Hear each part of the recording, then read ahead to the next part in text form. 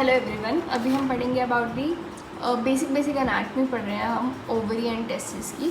तो Venus drainage से हम शुरू करते हैं। It is very interesting. Okay, तो बेसिकली हमें देखना है कि आईवीसी है, आईवीसी में से हमारे ना गोनाडल वेसल कैसे निकलती है एंड रीनल वेन कैसे निकलती है। गोनाडल जो वेन है ना वो एक लेफ्ट साइड पे, राइट साइड पे, लेफ्ट साइड पे ना 90 डिग्री पे रीनल वेन के अंदर ही खुल रही है जाकर, ठीक है। जबकि जो हमारा राइट साइड पे है ना वो डायरेक्ट आईवीसी के अंदर रुक रही है।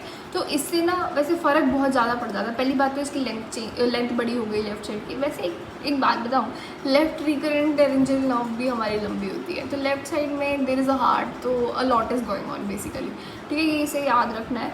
एंड हमारे जो लेफ़्ट साइड से हमारी खुल रही है ना वो 90 डिग्री पे खुल रही है। तो लेमिनार फ्लो जो होता है ना वो उसमें कम हो जाता है। उसके कारण जो हमारा वेरिकोसील बनना होता है ना वो ज़्यादा हाई लाइकली होता है लेफ्ट साइड। अगर इन्होंने क्वेश्चन पूछा कि वेयर इज़ द थ्रोम्बस की वेरिकोसील बना ऑन द लेफ्ट साइड, तो यू विल सेव द उसका ड्रेनेज वाला।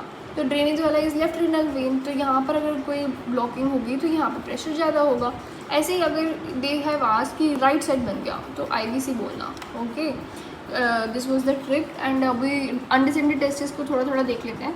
तो अनडिसेंडेड टेस्टिस में क्या होता है, गोबर्नाकुलम जो होता है वो हमारा इसको टेस्टिस को नीचे इंग्वाइनल कैनाल के थ्रू लेकर आने में हेल्प करता है। एंड उसके बाद लेकिन ये फीमेल के अंदर क्या कहलाएगा, ovarian ligament and round ligament. Processes vaginalis जो होता है वो क्या करता है, पेरिटोनियम से उसको अटैच करवाता है। एंड अगर ये परसिस्टेंट रह जाता है तो उसको बोलते हैं हाइड्रोसी।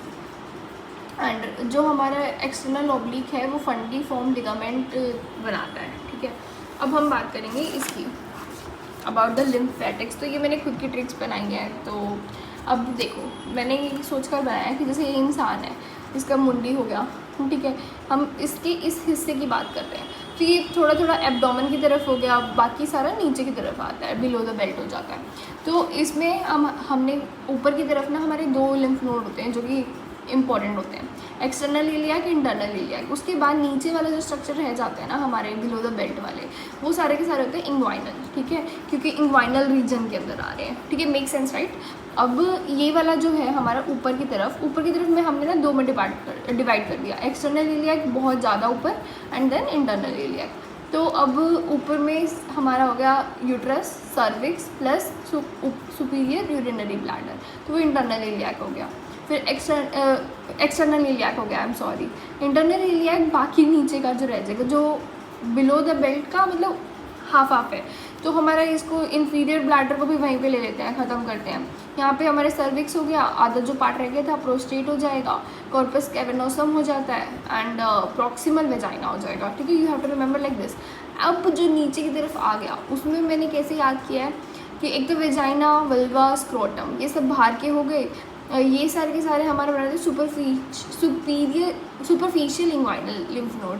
जबकि जो हमारा क्लाइटोरिस एंड ग्लैंस पीनस है वो डीप इंग्वाइनल है। इसको कैसे याद रखें कि ग्लैंस पीनस एंड जो क्लाइटोरिस होता है ना वो these are for the deep sensation, तो इसलिए डीप इंग्वाइनल। एंड जो हमारे जो ओवरी एंड टेस्टिस होते हैं ये हमारे कहाँ पर करेंगे ड्रेनेज, पैराएयोटिक लिम्फ नोड के अंदर, ठीक है।